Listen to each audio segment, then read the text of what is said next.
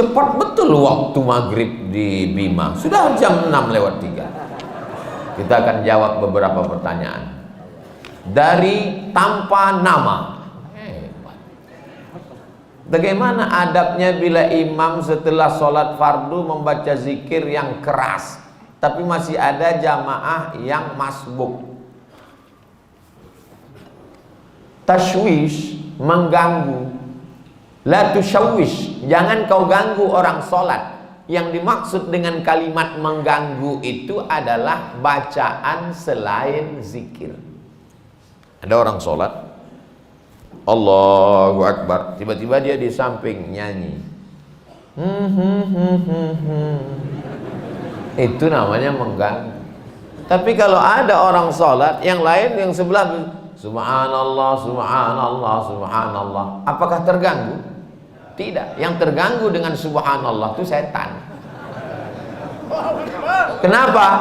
Karena bacaan zikir dengan sholat isinya sama.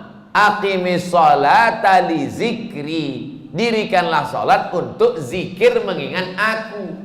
Orang yang berzikir sama circle-nya, sama signalnya. Orang yang berzikir mengingat Allah, orang yang sholat mengingat Allah. Orang yang sama-sama mengingat Allah tidak saling mengganggu dan tidak saling terganggu.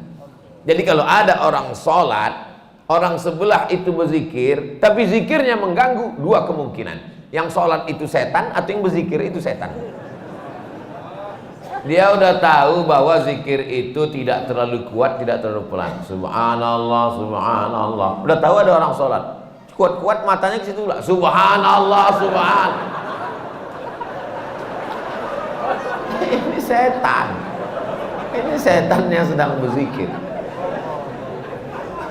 Pak Ustadz, zikir setelah selesai sholat itu kan zikirnya sir. Itu menurut mazhab Syafi'i. Zikirnya jahar, mazhab muridnya Imam Syafi'i, namanya Hambali, Imam Ahmad bin Hambal. Menurut mazhab Syafi'i, berzikir itu jahar sementara makmumnya tahu. Kalau makmumnya sudah tahu, zikirnya sir. Maka di sebagian masjid zikirnya sir. Pas imam ditanya, Pak Imam zikirnya kok enggak jahar? Makmumnya udah tahu. Ustaz Somad kalau jadi imam bacanya, saya kalau jadi imam zikir saya jahar. Kenapa Ustaz enggak baca sir? Karena makmum saya ada 3 orang enggak tahu. Yang pertama anak kecil, dia enggak tahu. Yang kedua mu'alaf baru masuk Islam. Yang ketiga orang tua, udah tahu cuman lupa. Maka mereka dikasih tahu. Anak-anak ini pulang ke rumah, nanti ditanya sama emaknya, nah zikir di masjid tadi apa? Tapi kalau saya zikir kuat, dia tahu subhanallah, subhanallah, tapi tidak terlalu kuat. Nggak mungkin juga orang di masjid zikir sampai subhanallah, subhanallah. Kau zikir apa ngamuk?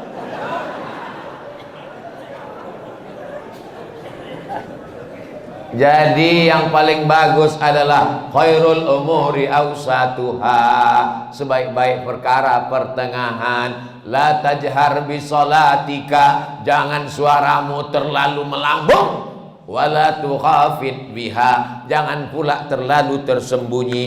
Wabtaghi baina dzalika sabila, carilah jalan tengah. Subhanallah, subhanallah, subhanallah. Ustaz Somad ngomong katanya bersuara jangan terlalu melambung tinggi. Ustaz sendiri kalau ngomong tinggi, saya biasa aja, sound systemnya bagus.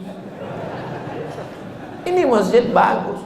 Saya dikasih nasihat sama ketua DNI, Dewan Masjid Indonesia. Tolong Ustaz Somad kalau ceramah itu di mana-mana kasih tahu supaya perbaiki sound system. Karena 80% fungsi masjid ada sound system. Suara imam dengan sound system, suara khatib dengan sound system, suara ustadz ceramah. Kadang kita mau pengajian suaranya nggak jelas. Ada jenis mikrofon itu ustadz itu suaranya seperti kumur-kumurnya.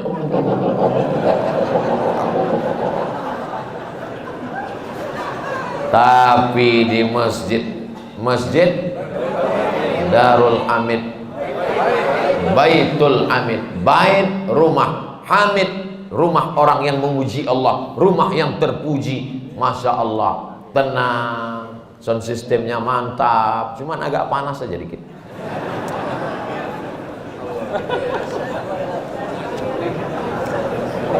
Negeri Bima memang luas. Pergi memancing ke Pulau Buru. Mengapa terasa panas? Karena Ustadz pakai baju baru. Assalamualaikum. Waalaikumsalam warahmatullahi wabarakatuh. Salam kenal Pak Ustadz. Salam kenal juga. Saya dari Saudi arah Bima. Ada orang sholat 60 tahun, tidak ada satupun sholatnya yang diterima karena mereka tidak meluruskan ruku dan sujud. Ruku dan sujud yang bagaimana yang benar itu Pak Ustadz Somad?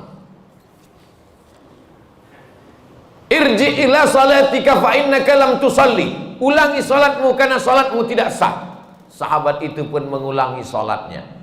Irji ila salatika fa innaka lam tusalli. Ulangi salatmu karena salatmu tidak sah. Sahabat itu pun mengulangi salatnya.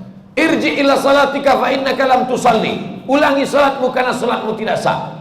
Dia pun mengulangi salatnya. 3 kali dia ulang. Akhirnya setelah dia ulang 3 kali, gimana yang benar itu ya Rasulullah? Kata Nabi, hatta tatma'inna raki'an. Kalau kau rukuknya tumakninah. Makna tumakninah 2. Yang pertama, ada tempo tenggat waktunya. Seminim-minimnya rukuk 1 kali tasbih. Subhana rabbiyal azimi wa bihamdih. Walaupun 1, tapi dibaca itu ada tumakninahnya. Subhana rabbiyal azimi wa bihamdih. Kenapa orang sholat nggak ada tumakninahnya? Seperti pohon bambu di tepi sungai ditiup angin. Karena nggak dibaca di mulut. Allahu Akbar, Allahu Akbar, Allahu Akbar, Allahu Akbar. Pas ditanya, kenapa kau sholat cepat betul? Maaf, nama saya Valentino Rossi, pembalap, pemuda berbadan gelap. Yang kedua, kenapa tidak ada tumakninah? Tidak benar rukuknya. Kalau diletakkan bejana di atas, tidak tumpah airnya. Diagak-agak demikian. Jangan terlalu tunduk ke bawah seperti kambing lapar dapat rumput. Jangan mendongak ke atas seperti kuda jantan melihat kuda betina, apalagi kuda liar. Maka dia harus diagak-agak, dikira-kira. Jadi makna tumakninah 2, gerakannya dan waktunya.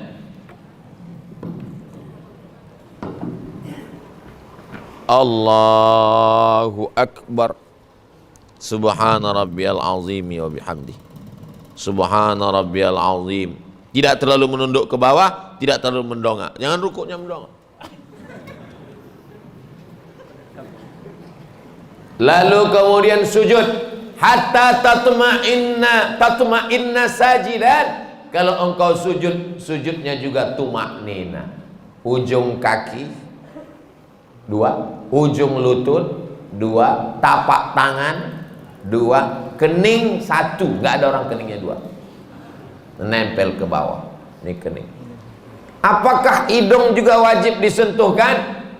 Kening ke lantai wajib. Hidung mustahab, dianjurkan. Yang paling bagus hidung. Cuman beda kita dengan orang Arab. Orang Arab tuh nggak terlalu terpaksa, kena dia. Kita memang agak kita paksakan dia. Mohon maaf, yang besek jangan tersinggung. Ini saya cerita tentang saya nih maksudnya. Jadi masalah hidung kena itu mustahab, dianjurkan.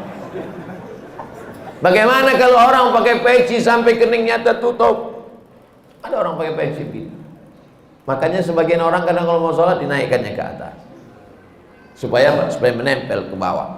Afdolnya demikian. Bagaimana kalau ada orang keningnya tertutup? Maka sesungguhnya kain pada bagian tubuh yang menutupi tidak membatalkan sholat. Mana dalilnya?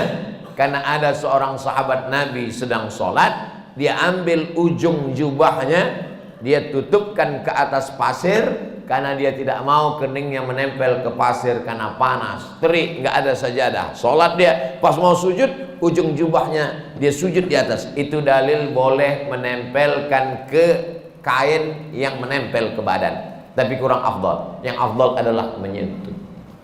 Begitu yang diajarkan Nabi. Kenapa orang bisa tasbihnya itu cepat sekali? Karena tidak diucapkan di mulut. Kalau diucapkan di mulut pasti pelan. Subhana rabbiyal a'la wa bihamdi. Subhana rabbiyal a'la. Subhanakallahumma wa bihamdika.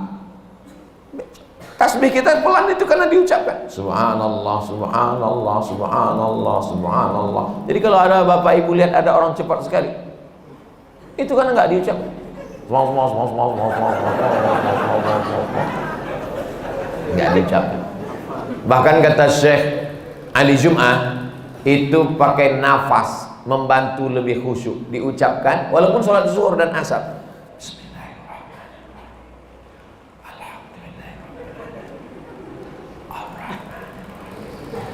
Pakai nafas dan diucapkan.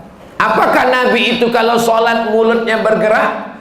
Ditanya kepada sahabat Nabi namanya Khabbab ibnul Arth. Ya Khabbab, ya Nabi itu kalau sholat mulutnya bergerak. Ya.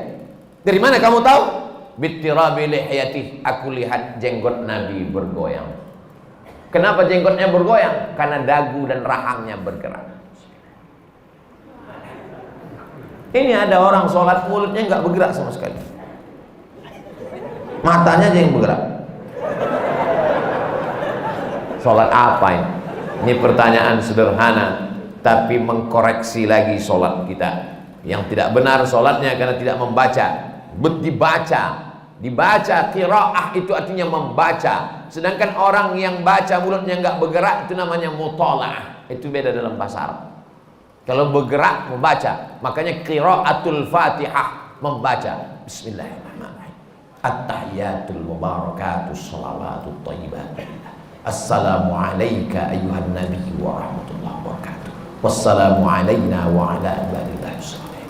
Asyhadu an la ilaha illallah wa asyhadu anna Muhammadan rasulullah. Allahumma shalli ala sayyidina Muhammad wa ala ali sayyidina Muhammad sampai fil alamin innaka Hamidum Majid. Allahumma ighfir li ma qaddamtu wa ma akhartu wa ma asrartu wa ma a'lantu wa ma asraftu wa ma anta a'lamu bihi minni antal muqaddim wa antal muakhir. La ilaha illa anta subhanaka inni kuntu minadh dhalimin. Allahumma inni a'udzubika min 'adzabi jahannam wa min 'adzabil qabri wa min fitnatil mahya wal mamat wa min syarri fitnatil masiihid dajjal. Allahumma a'inni 'ala dzikrika wa syukrika wa husni ibadati.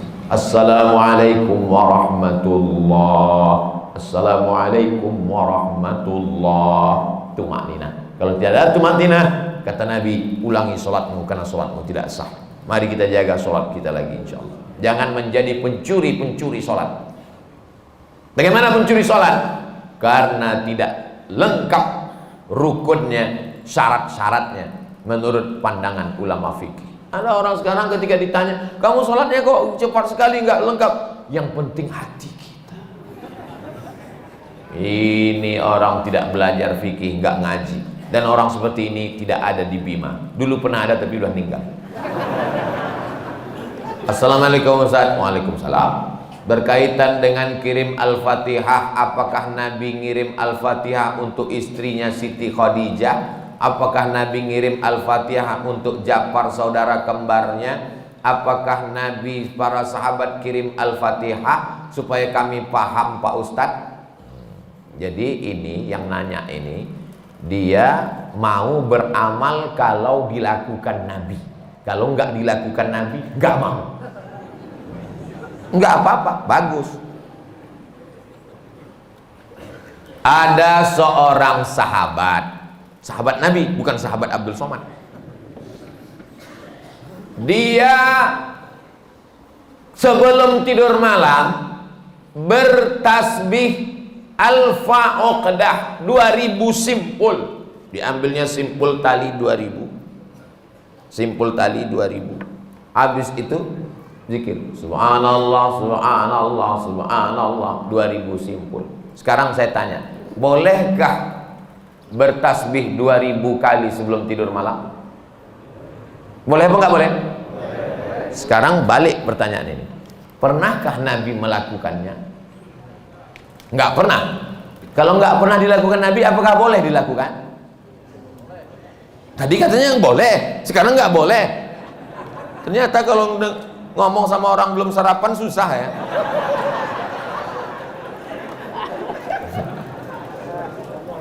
Oke, contoh kasus yang kedua.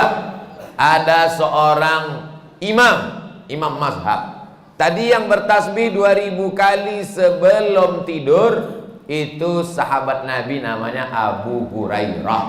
Sahabat Nabi. Di mana bisa dibaca biografinya? Dalam kitab Syiar A'lam An-Nubala. Siapa yang nulis? Imam Az-Zahabi, Imam Ahlus Sunnah wal Jamaah. Contoh yang kedua.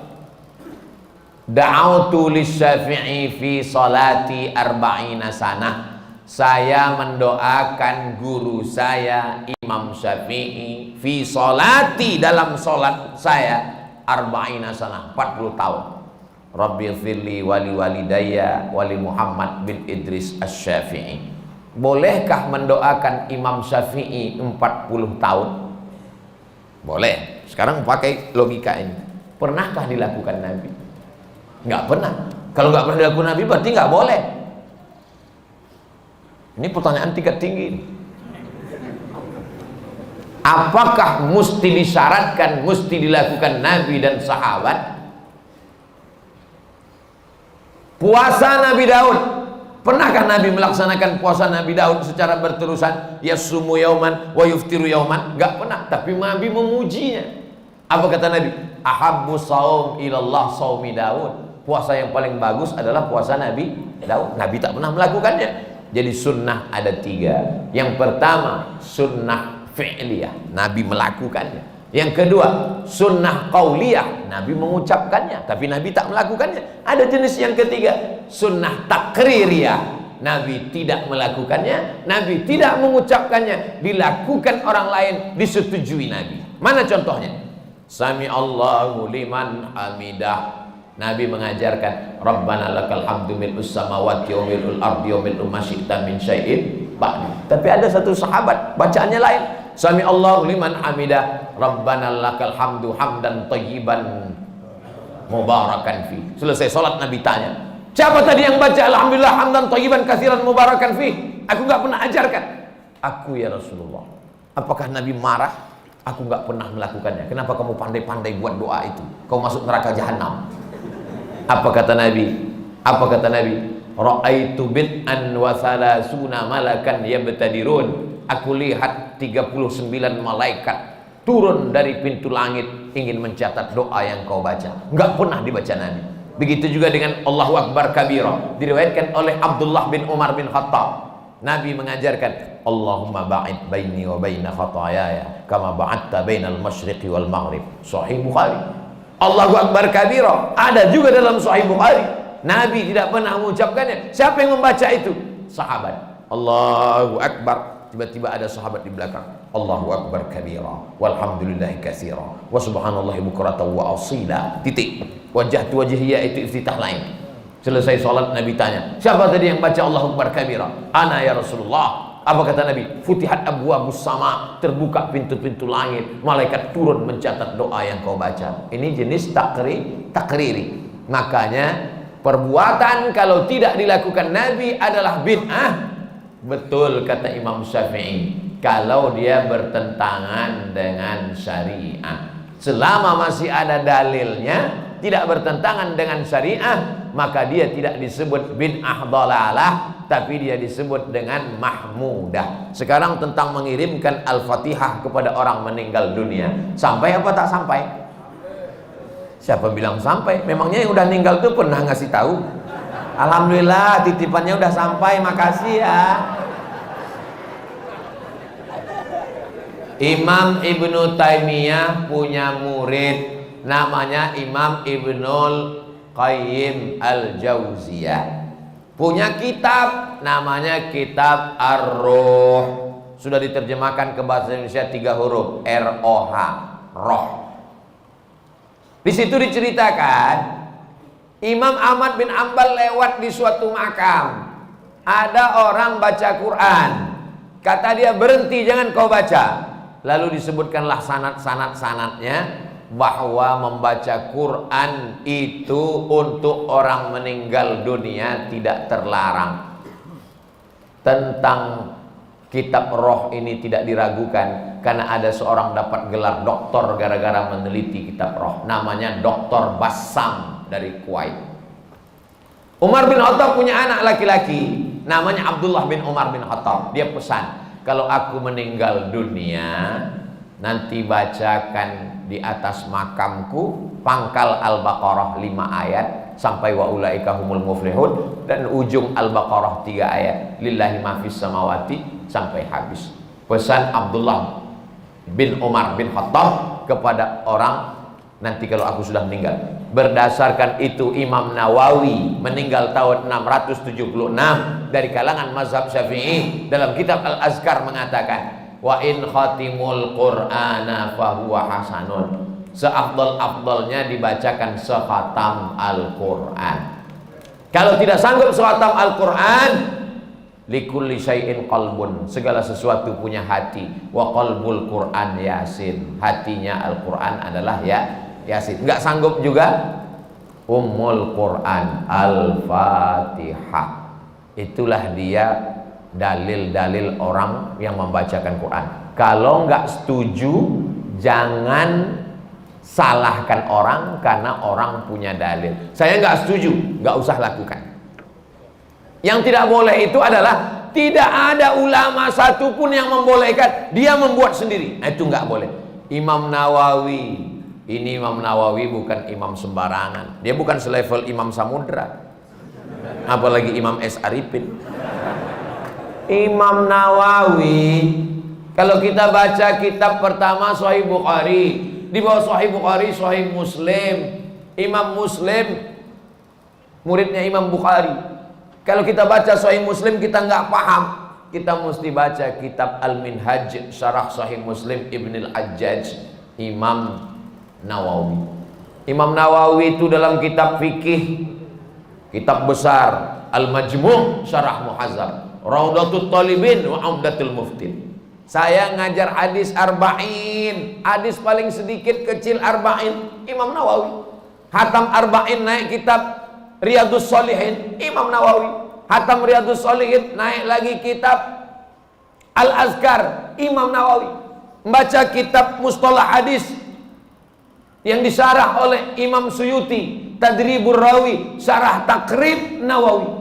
Imam besar. Apa kata Imam Nawawi mengomentari hadis tentang pelepah korma? Nabi membelah pelepah korma, ditusukkannya ke makam. Apa kata Nabi? Kalau tasbih pelepah korma saja sampai, apalagi bacaan Quran orang beriman.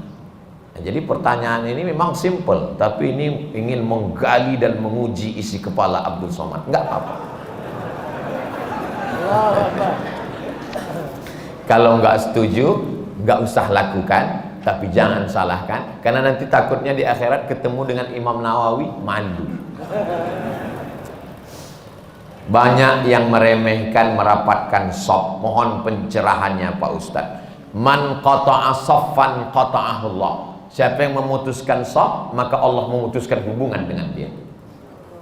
2. Sawwus sufuf, luruskan shaf. Fa inna taswiyatas sufuf min tamamis shalah. Sempurnanya salat karena sempurnanya shaf. 3. Fa inna taswiyatas sufuf min iqamati shalah. Sempurnanya shaf, tegaknya salat. Berarti kalau shaf tidak lurus, tidak tegak salat. Yang keempat, la takhtalifu fakhtalafat qulubukum. Jangan sampai shaf kamu bengkok karena hati kamu menjadi bengkok. Yang kelima, kalau ada celah, saddul furaj, tutup celah. Saddul halal, tutup celah. Celah kaki, tutup. Kaki rapat dengan kaki, bahu rapat dengan bahu. Bahu rapat dengan bahu nggak masalah. Bahu saya dengan bahu bapak karena ada lapis, apalagi baju baru ini nggak terlalu terasa. Yang agak masalah dikit kalau kaki rapat dengan kaki, karena nggak semua orang nyaman. Saya kalau ada orang merapatkan kakinya dengan kaki saya nggak apa-apa, karena saya orangnya nggak terlalu sensitif. Tapi ada orang yang kulitnya tipis, dia kalau kakinya kena, dia seperti kena kecoa. Jadi kalau teman di sebelah kita itu kita rapatkan kaki, dia geser, jangan rapatkan lagi. Karena kalau kita geser nanti dia geser lagi, dia geser lagi. Imam udah mau waladhdallin, kita masih ngurus kaki. Khawatirnya dia baru tobat kemarin. Begitu kita geser 2 kali, dipijaknya langsung. Nah, akhirnya orang kelahi dalam masjid. Jadi pandai-pandai merasakan perasaan orang lain. Nah, ini nampaknya sepele, tapi bisa jadi masalah. Kalau kita sesama orang di masjid kelahi, yang ketawa orang yang nggak sholat. Untung aku nggak sholat. Jadi sop ini. Makanya imam nggak boleh angkat takbiratul ihram sebelum dia katakan sawus sufuf fa inna taswiyatas sufuf min tamamis sholat. Dia tidak hanya sekedar melihat ke depan, tapi dia tengok ke belakang. Dia tengok lurus, dia tengok kaki, sandul halal, tutup celah, baru takbiratul ihram. Tapi nggak perlu juga imam sampai ke belakang meriksa satu-satu. Ada dulu sahabat saya, ketua Majelis Ulama Indonesia, dia sholat. Ketika itu ada mahasiswa Afrika jadi imam di asrama. Mahasiswa Afrika ini orangnya masalah sop ini dia belakang. Ada satu yang nggak sabar, maju deh ke depan. Allahu Akbar. Nah, ini namanya imam kena kudeta nggak berdarah. Apakah makmum itu sudah tahu bacaan tentang luruskan shaf? Tahu? Bacaan tentang sawus sufuf itu hampir semua orang Indonesia kan tahu kan? Luruskan shaf, tahu semua. Kenapa diulang imam setiap mau sholat? Menunjukkan manusia ini lupa dan lalai. Belum pernah pengalaman saya sholat di masjid tiba-tiba imamnya ngomong, jamaah saya nggak perlu menyuruh meluruskan shaf, kalian udah tahu semua kan? Menunjukkan manusia ini selalu lalai tentang shaf. Maka luruskan. Qadamun biqadamin, mangkibun bimangkibin, mangkibun bimangkibin, bahu dengan bahu, kaki dengan kaki, lurus. Allah sekarang enak ada sajadah. Zaman Nabi mana ada sajadah? Bagaimana cara meluruskannya? Bahu dengan bahu, kaki dengan kaki. Innallaha yuhibbul ladzina yuqatiluna fi sabilihi shaffa. Allah suka melihat kita lurus shaf, ka'annahum bunyanun marsus, seperti bangunan yang kokoh. Karena kalau rapat setan tidak bisa masuk. Itu filosofi lurusnya shaf. Mohon doakan remaja Masjid Baitul Hamid agar istiqomah Pak Ustadz. Semuanya, bukan yang remaja, yang tua pun bisa juga nggak istiqomah. Ini kadang anak-anak muda ini husnuzonnya keterlaluan. Disangkanya kalau udah tua istiqomah. Ya, oke. Mohon doa Ustadz, semoga usaha warung magnet rezeki berkah saya diluaskan dan dilancarkan. Inilah orang yang paling pandai mengambil kesempatan. Mumpung orang ramai, doanya dapat, iklannya dapat. Mantap, nanti videonya dipotong, diupload ke Instagram. Rezekinya tapi untuk bukan pribadi, membantu umat dan membantu pembangunan masjid kampung saya. Allahu Akbar. Mudah-mudahan adik-adik anak muda punya channel YouTube. Hasilnya untuk buat bangun masjid, pondok pesantren, tahfiz Quran. Amin. Terima kasih. Barakallahu fiik Ustadz. Salam alumni 212. Ada lengkap semua. Masya Allah, tabarakallah. Tapi dia nggak ada nanya, cuman itu aja. Itulah kajian kita pada subuh yang penuh dengan barokah ini. Mudah-mudahan kita diberikan ketenangan batin, anak cucu kita istiqomah iman dan Islam, diberikan Allah rezeki yang melimpah ruah supaya kita bisa bangun masjid. Ala hazih niat, untuk niat yang baik-baik ini. Al-Fatihah.